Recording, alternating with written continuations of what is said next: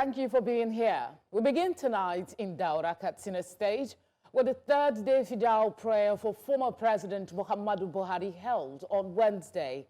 It was a time for friends and relations to gather and pray for the forgiveness of the deceased saints and to seek blessings for the afterlife. Vice President Kashim Shettima and Katsina State Governor Diko Rada were among dignitaries at the event. Earlier, former Vice President Atiku Abubakar and former Governor of Kaduna State Nasir El-Rufai visited the graveside of the late former president. His soul shall taste the torment of death. Death is an inevitable destiny that is hanging on everyone's neck. We should all consider ourselves as travelers, with our bags and baggages waiting for the train. From where? From God.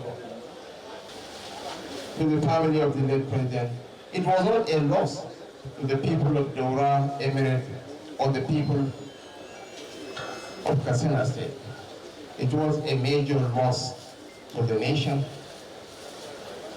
and to the African continent.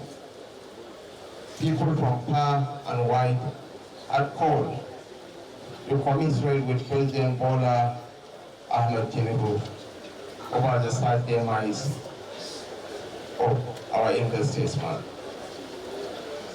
The president was personally pained by the loss. He sent me to London earlier on to go and visit the late president. For we, the people of Katsina State, is indeed a great loss. All we have to do today and beyond today, forever, is to continue to pray for his departed soul. May Almighty Allah accept all his good deeds. I want to thank you. I want to thank everyone for your support and for your prayers. May Almighty Allah take all of you back to your various destinations safely. Let's cross now live to Daura, Katsina State, where my colleague Jamil Mabai has been covering the funeral activities of the passing of the former president. Thank you very much, Jamil. You have had a busy week so far. Today was mostly about graveside visits and the prayers. What more can you tell us? Yeah, like you said, today was about graveside visit and the Firdaus prayer that was held. The day started with Atiku Abubakar together with former Kaduna State Governor El-Rufai and former Anambra State Governor Peter Obi. They visited the grave of the late president where they offered their prayers.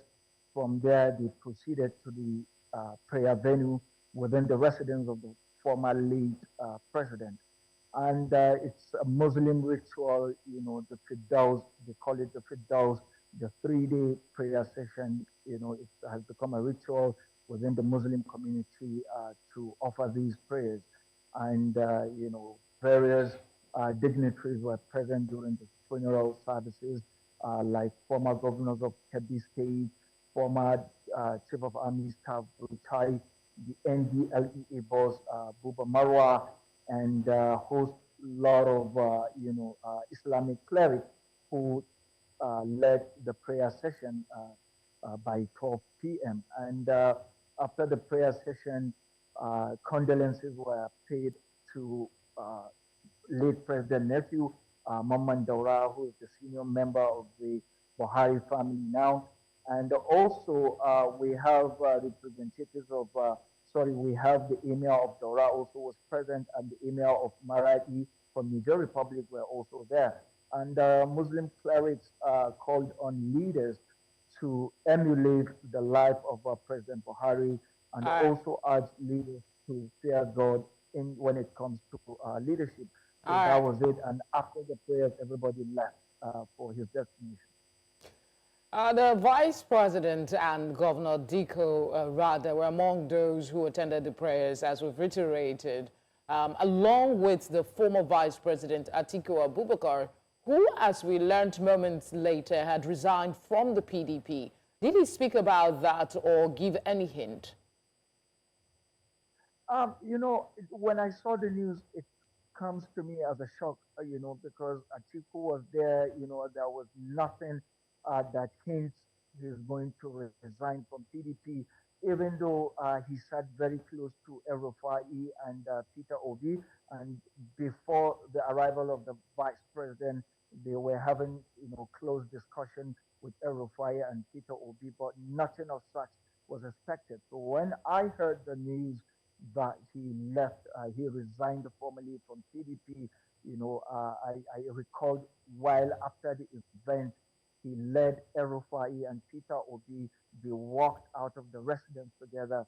So probably, they had it all in mind that after the 3-day prayer, he was going to announce or formally tender his resignation from PDP. So this comes as a shock, given the fact that a lot of people thought he could have waited for maybe a week before he announced that, and people are beginning to even suspect whether his 3-day presence at the burial ceremony was a political stunt, or has some political statement underneath. You understand? So it comes all right, quick one before we let you go. I mean, now that the festivities in celebration of the life of the former president is winding down, what are the people of Daura saying to you and to Nigerians?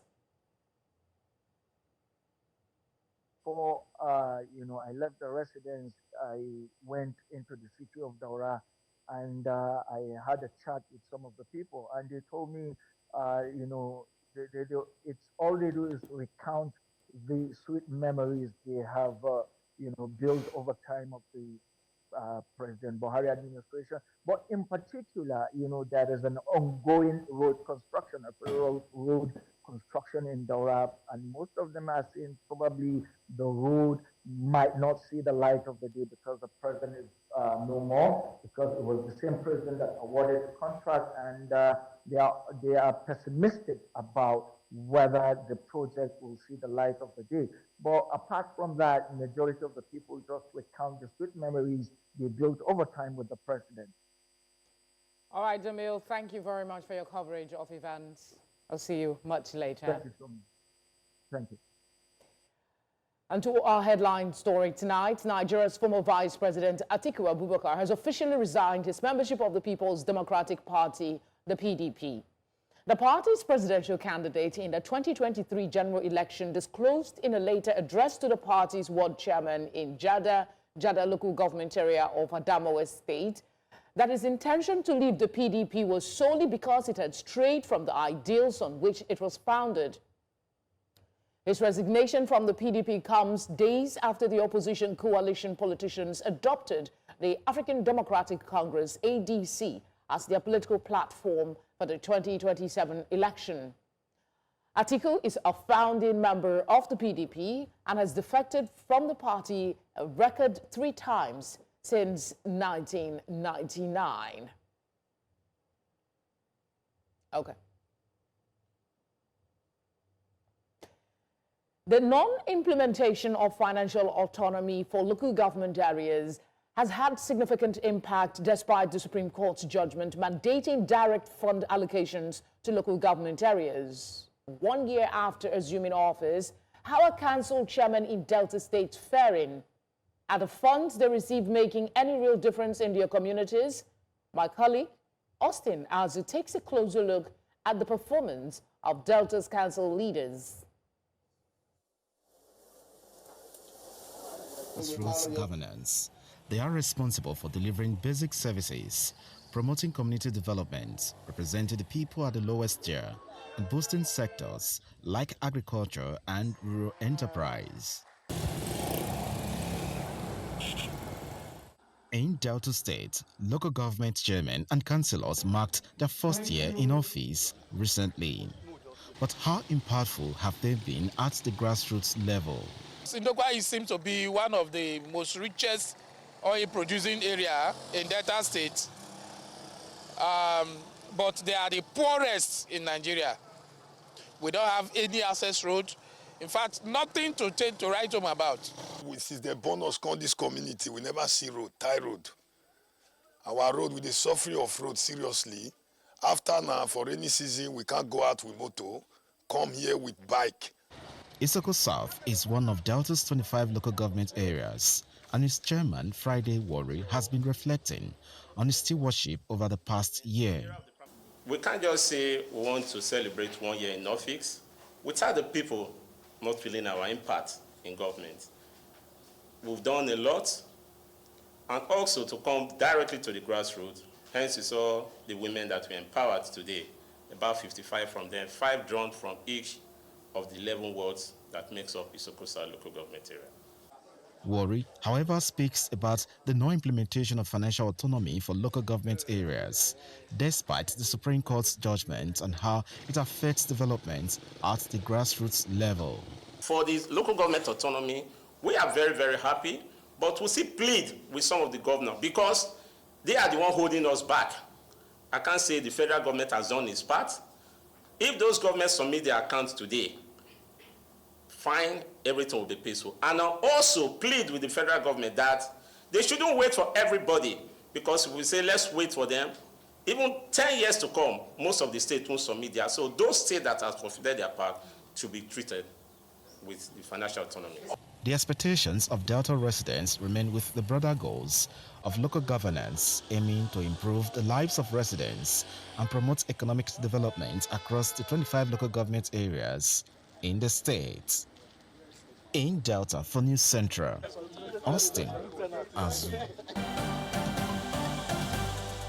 Now, let's go back to our headline story tonight, that Nigeria's former Vice President Atiku Abubakar has officially resigned his membership of the People's Democratic Party. That news must have filtered to you.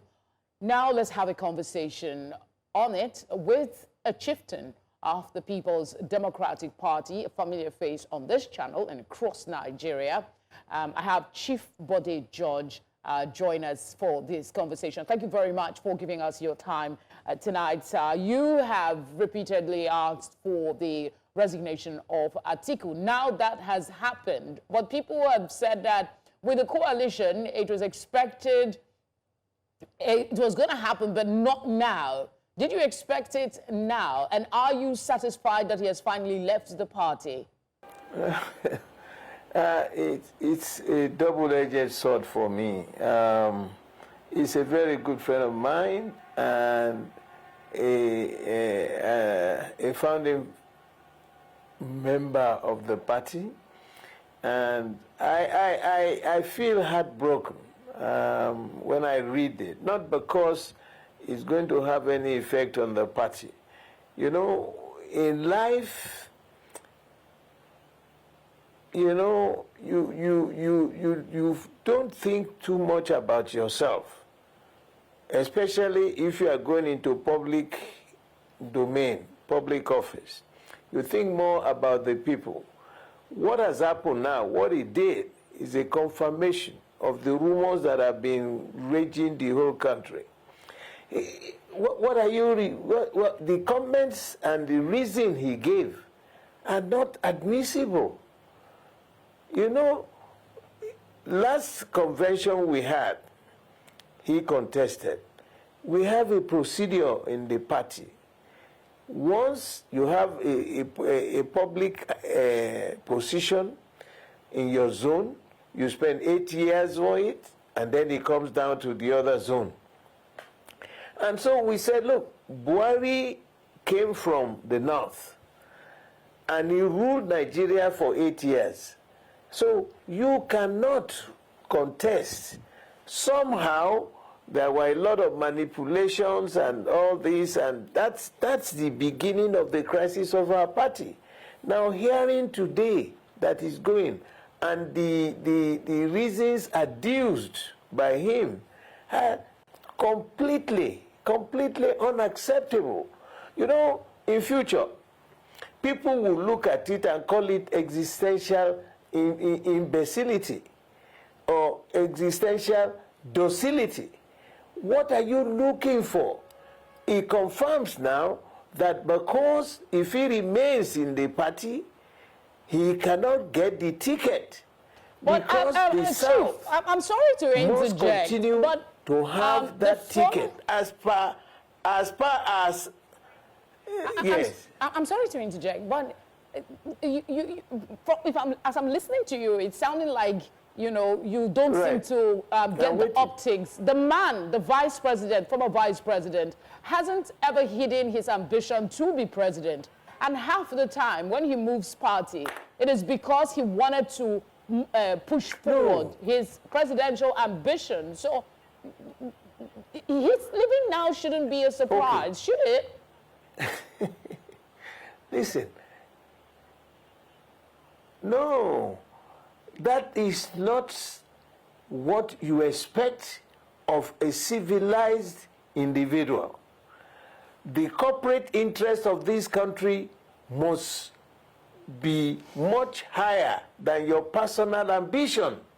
For God's sake, I tried to be chairman of the party. I didn't win. They manipulated it. I didn't leave the party. It's not everything that you personalize and you want that you get. Wait for your time. 2027 to 2031 will still be the South by PDP to present a presidential candidate. After that, it will be the turn of the North. We are saying, by you coming, the last time you contested the 2023 election, we said no. They manipulated it. It was the beginning of the crisis. So when the elders came out and said, no, you cannot undermine the constitution of the party, because that's our ground norm. Now you have proven to everybody that you are more interested in becoming a president.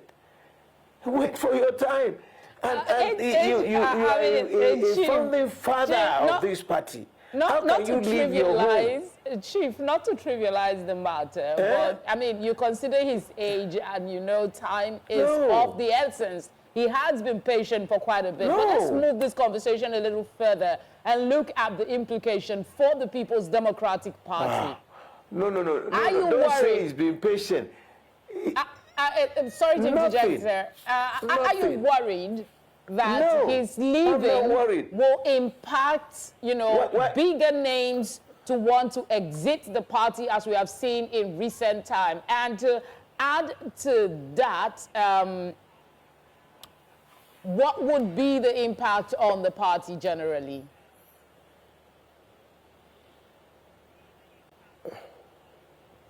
You know what? In our party, the People's Democratic Party, those old men who sat back thought, first of all, how do we save this country? How can our country move from just being a country to a nation? They sacrificed a hell of a lot. They proposed a lot of fundamentals. Because young lady, let me tell you what had happened. The First Republic collapsed because you had the majority holding power and minority tribes just mere onlookers. The Second Republic, the same. So these old men came together and said, look, what can we do to ensure that every Nigerian, whether you are a minority tribe or a majority tribe, will have a sense of belonging to this party? Now, if it is inordinate ambition perpetuating the need for him to contest, we can't stop that. And that is why he's moving from one party, another party, another party, because in our party, it is stipulated. There are norms. Chief, I want to ask you one particularly sensitive question, the procedure as laid down. One particularly sensitive question. is the PDP not complicit in, you know, he goes, he comes back, Right. you accept him, he goes, he comes back. His antecedents already shows that there's a likelihood if he comes back and decides he wants to pitch his tent with the PDP, will the PDP open up its doors for him to come back to the PDP? Do you expect him to do that one last time? You know what? A political party never shuts its own doors. If he had committed a crime that he was expelled by the party, that would have been an issue for consideration. He left on his own. It's like a police station. They don't shut the doors. If he comes back again, you remember now what he did? He went to his own ward to resign. When he comes back, he will go back to his ward to re-enter the party. And the laurels that he had enjoyed in the past cannot automatically come to him. He will have to wait for a long time to get back to the level where he is. Your father's house, the house you built, because of personal ambition, you head him back out, that you must contest. You must contest. And life is not like that. It is not yet time for the party to go, for the presidential candidate of our party to go to the north. General Buhari just finished, I'm still concerned and he handed over that to a southerner. The PDP has enough people in the south who can run this country for the next 4 years, and they will make sure that this nation is better managed. It cannot be you perpetually. I feel really hot by his moving and moving. A rolling stone gathers no moss. Let him calm down. Chief, Let him repair the house. Let him join hands with the remaining founding fathers. Did you remember? Yes. Did you remember what happened to Papa Elese Kweme? He was the convening authority. He contested 2 times. He lost. all right, It Chief, didn't move. to be He honest stayed with there to you, ensure that I this party am grows. concerned that you are Right. worried about the fact that Atiku is making this decision. But let's move a little away from Atiku and talk about his reasons for leaving the party. He said irreconcilable differences, that the PDP is moving from the ideals of the party.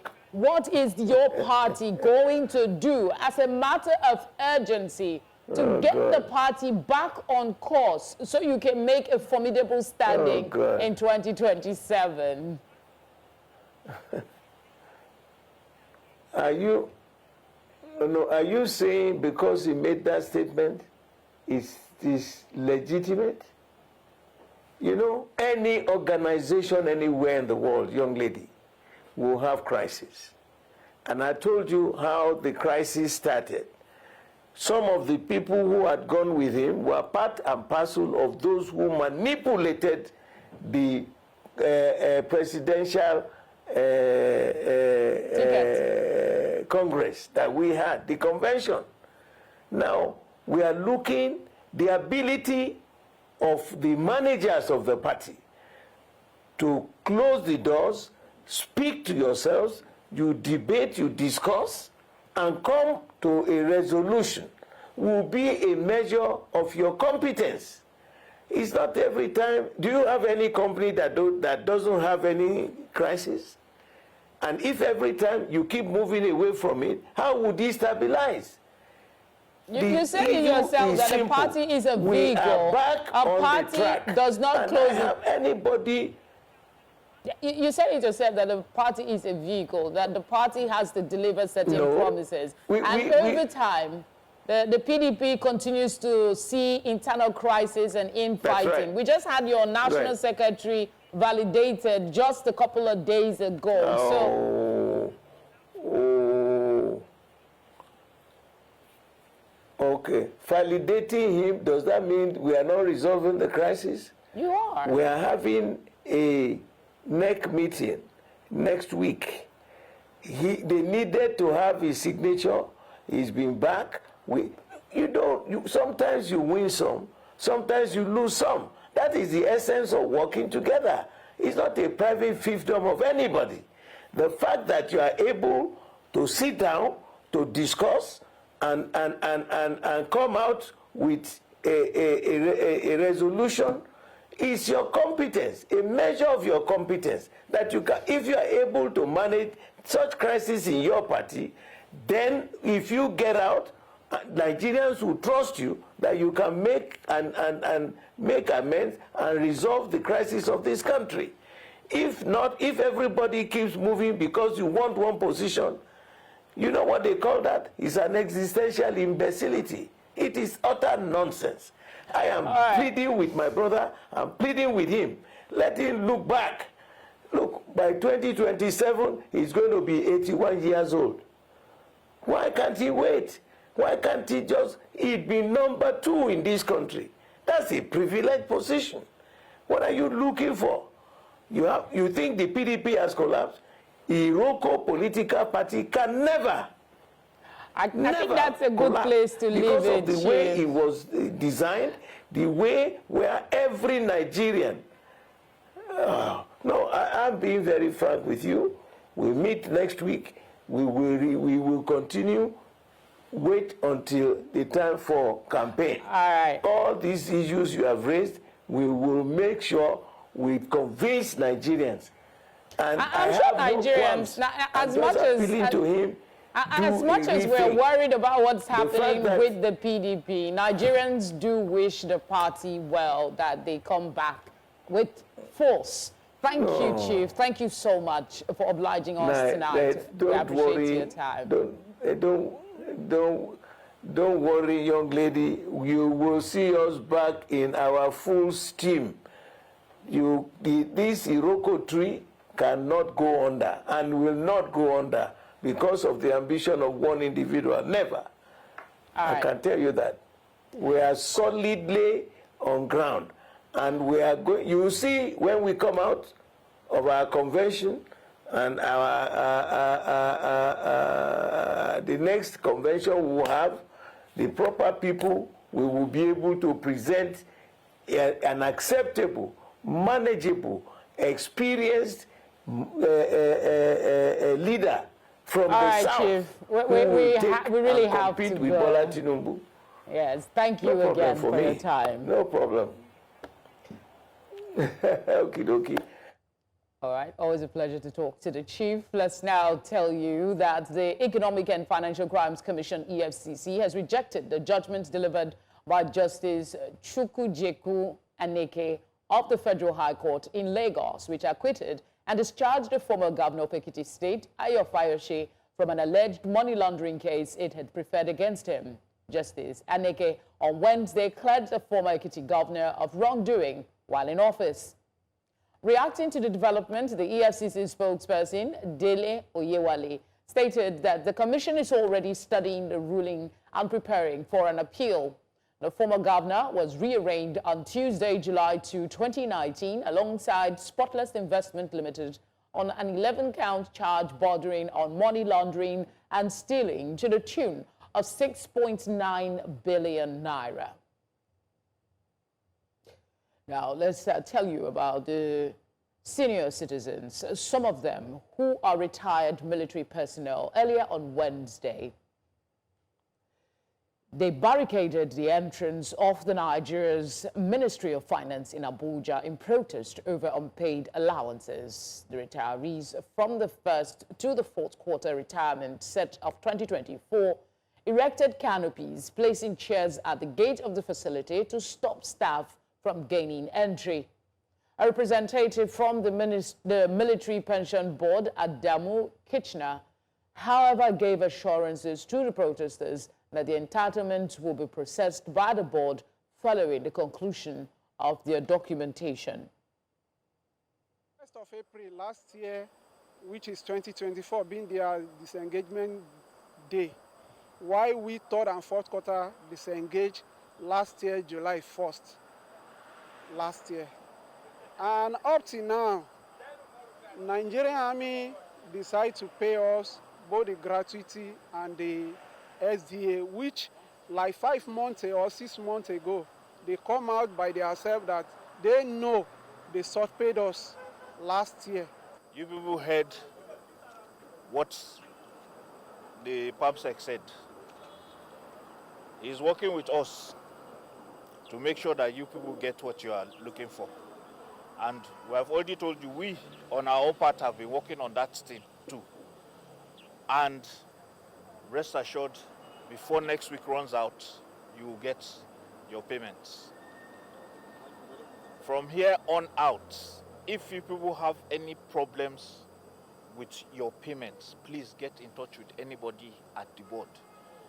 It doesn't look good for you to come here to start saying that you are not paid, even if really you are not paid.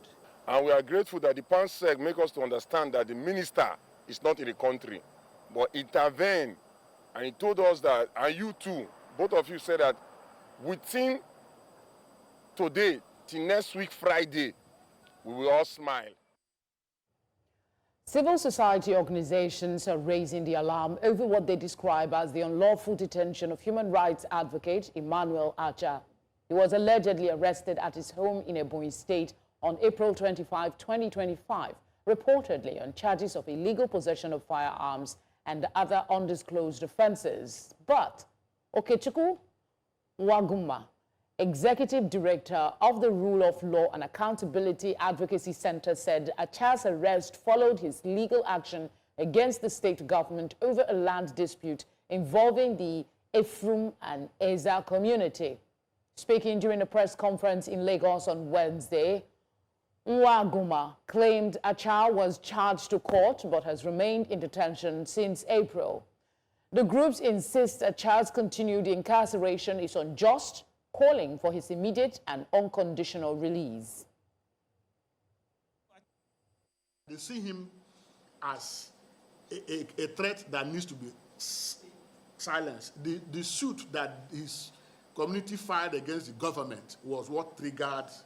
In fact, while he's in prison, we hear that they have tried to get him to withdraw that suit and to write an undertaking that he was not going to get involved in that demand for justice for his people. So it's about governments, you know, rather than engaging in dialogue, using state power to silence people who are demanding justice. Issues that are not consequential enough, you know, have been weaponized by authorities to silence dissent. And of course, this just, you know, goes ahead to reflect the backsliding state of the country's civic space. And to just retrace some of the things that my colleagues have rightly said earlier, that if actions are not taken, then civic freedoms in the country can be eroded.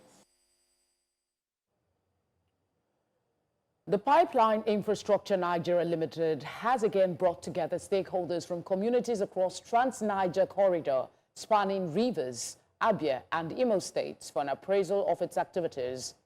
The meeting held in Port Harcourt, the River State capital, focused on raising awareness about the dangers of pipeline vandalism and its impact on health, with the goal of encouraging community members to take action against such activities.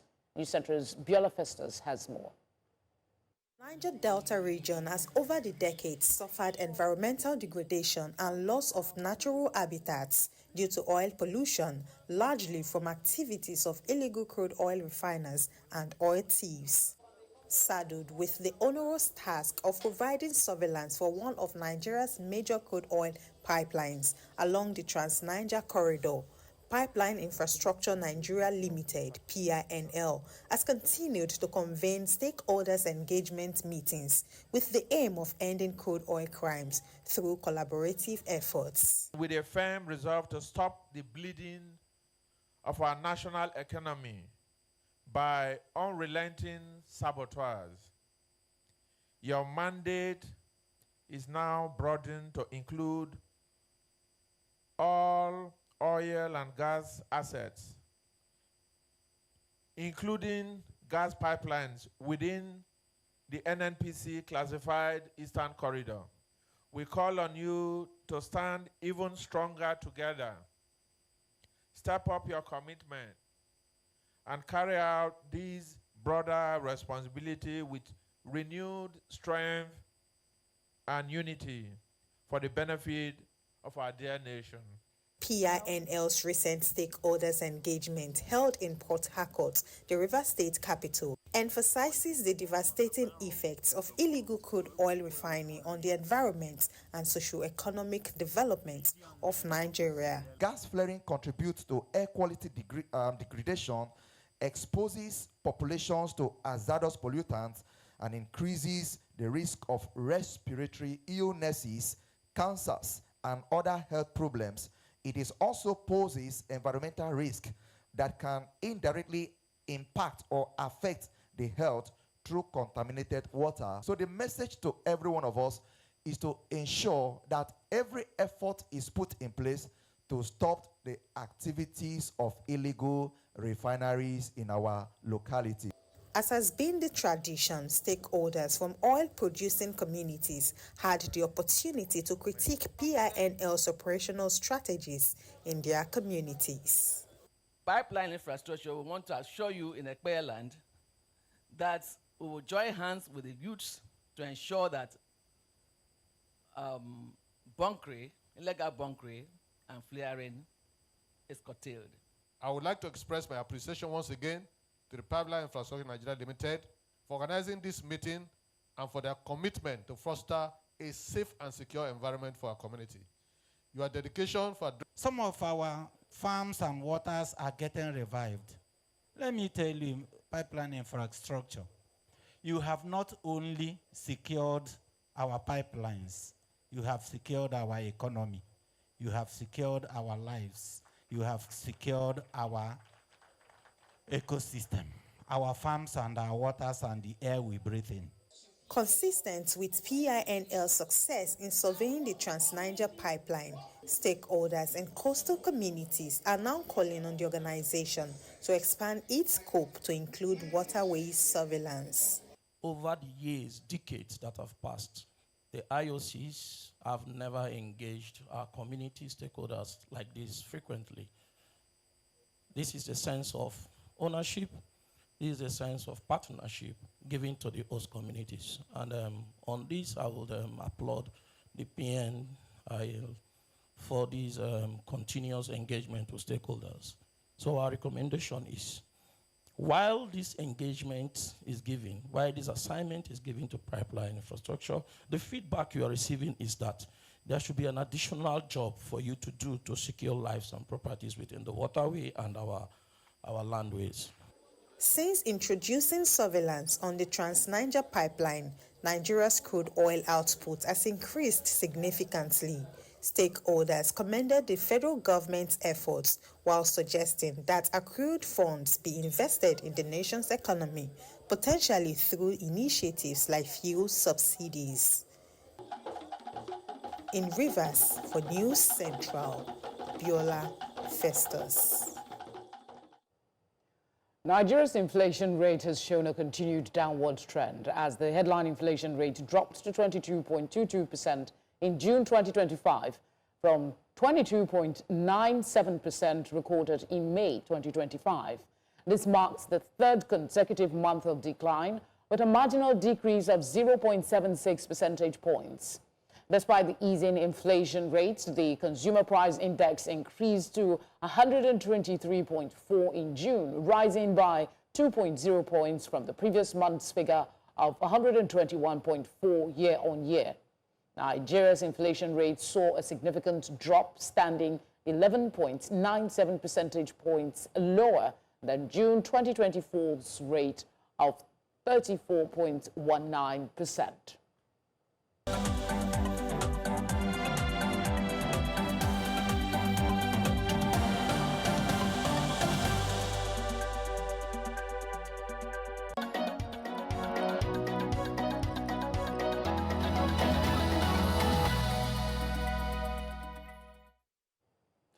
Some slight good news in petrol prices is what we hear in business. But Petra, over to you for the details now. Thank you so much. The Nigerian National Petroleum Company has reduced petrol pump prices to 895 naira in Abuja and 865 naira in Lagos, following Dangote Refinery's second ex-depot price cut in 2 weeks from 840 naira to 820 naira per litre. The price drops reflect intensifying competition in the regulated fuel market, and NPC stations along Igondo Road in Kubwa have already implemented the new rates. Dangote cited global oil volatility as a reason for its pricing adjustment. In response to supply concerns and inconsistent pricing, the NMDPRA will host a stakeholders forum in Abuja from July 23 to 24 to discuss pricing benchmarks and market stability. Kuvimba Mining House, Zimbabwe's state-owned miner, will begin building a $270 million lithium concentrator at its Sandawana mine in the third quarter of 2025, the CEO, Trevor Barnard, has announced. The plant, expected to process 600,000 metric tons of lithium annually, is set for commissioning in early 2027. Kuvimba is partnering with two unnamed Chinese metal firms who will build and operate the plant for 5 years before handing it over. The move aligns with Zimbabwe's plan to ban lithium concentrate exports from 2027, aiming to boost local processing. Analysts expect lithium prices to rebound by 2027, matching the plant's production timeline. To stock markets now, domestic equities market extended its winning streak as gains in banking tickers, including GTCO, Zenith Bank, UBA, Stanbic, and First Holdco, drove the all-share index higher. And of course, the month-to-date and year-to-date returns settled higher at 7.5% and 25.3% respectively. Now, let's take a look at the snapshot. From the snapshot, we're going to see that the market is up over 1%. That's from the snapshot. And of course, that also tells us that the market capitalization is at an all-time high, 81.58 trillion naira, and the all-share index is also at an all-time high, 128,967.08. I mean, this is kissing the 130,000 mark. Let's see if that's going to happen before the end of this particular week. And moving now to sector performance. Sector performance was mixed as 2 out of 5 sectors under our coverage closed red. Now, let's begin with the banking sector. For the banking sector, we can see it's up over 7%. That's a very big one. I mean, surging over 7%. It's the strongest one-day advance in more than a decade. Now, all 5 figures banks outpaced the broader market, climbing north of 6%. And what's more, GTCO became the first banking stock to cross the 100 naira mark, closing 101 naira today. Conversely, the insurance sector was down 294 basis points. That's 2.94%. Oil and gas is also down 19 basis points. But for consumer goods, it's up 133 basis points. And you've got Nestle to thank for that because it locked in a 10% gain today. Industrial is also up 1.15%. And you've also got Bois Cement to thank for that particular performance. And that, of course, is a wrap on business tonight. Thank you for watching. I am Perpetua Fason Repeater. Tonight continues with Felicity.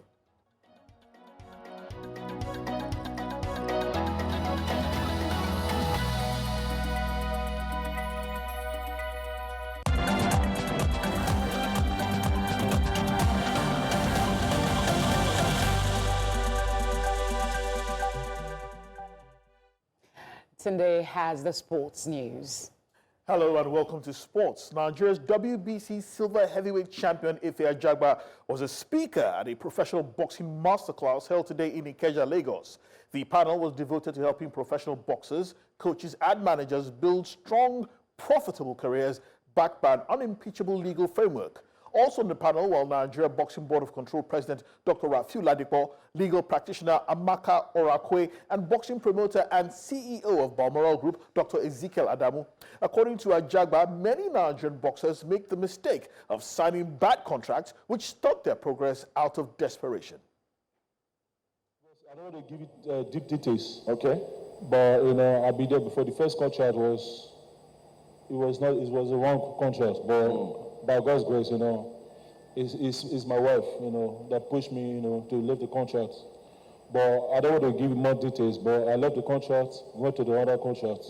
So the contract is BBC. Then I moved from that BBC to Top Rank. So right now, I'm a Top Rank. So the contract was actually good. It was better than the first one. So, but a lot of bosses, the thing is, I just want to leave the country. Indeed. Yeah, you know, but the situation of the country make us make that mistakes. Make those mistakes. Yeah, you know, but the country is hard, you know. Meanwhile, the third Confederation of African Athletics Under-18, Under-20 Championships opened at the MK Abiola Stadium in Abeokuta today with over 40 nations in attendance. Nigeria secured its first medal through Praise Ikweki, who won bronze in the Under-18 men's high jump. In the 100-meter heats and in the Under-18 and Under-20 categories, all Nigerian sprinters in the male and female categories moved on to the next round. Director General of the National Sports Commission, Bukola Olopade, stressed the importance of such events in discovering new stars for Nigeria's athletics future.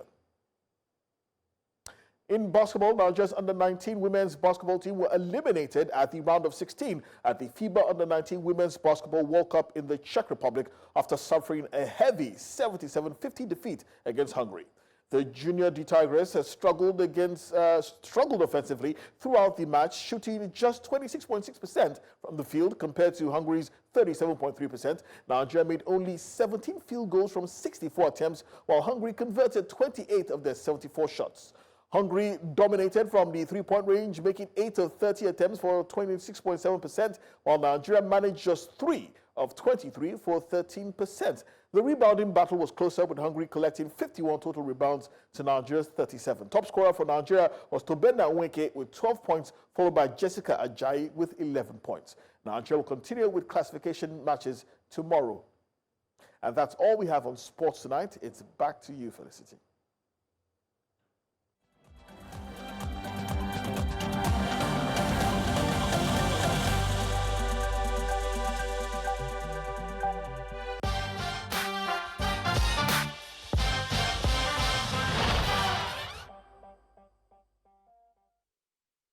Entertainment is next.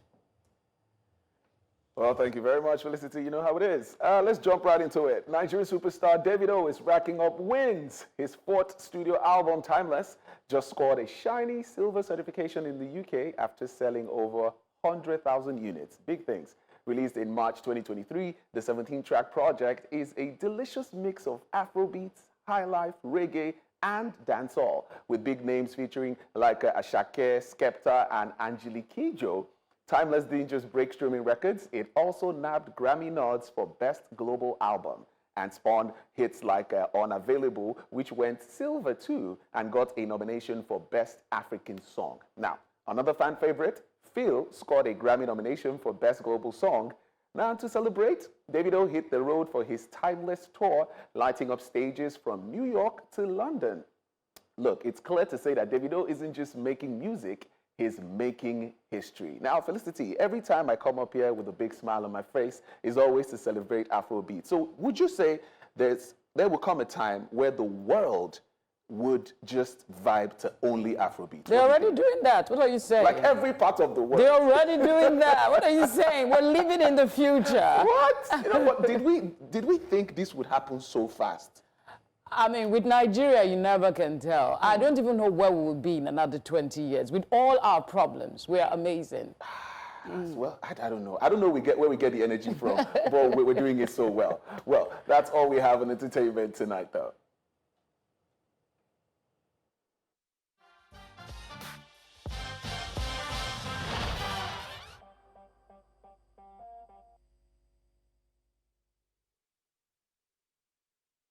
And it is a wrap for tonight, but not before we bring you a reminder of our top stories. Former Vice President Atiku Abubakar has quit the People's Democratic Party over claims party derailed from ideals on which it was founded. Federal High Court acquits former Ekiti State Governor Ayo Fayose of money laundering charges as EFCC is set to appeal judgment.